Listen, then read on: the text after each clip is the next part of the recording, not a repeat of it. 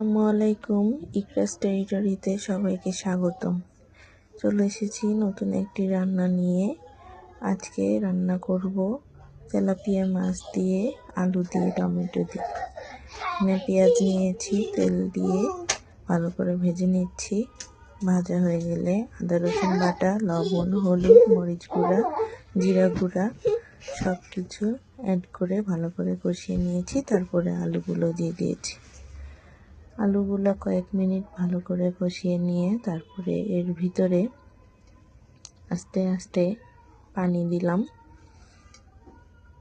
তারপর টমেটো এবং ভাজা মাছগুলো দিয়ে দিলাম।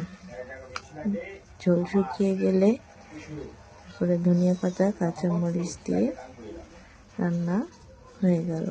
কেমন লাগলো আজকের রান্না সবাই কমেন্ট করে জানাবেন। আল্লাহ হাফেজ।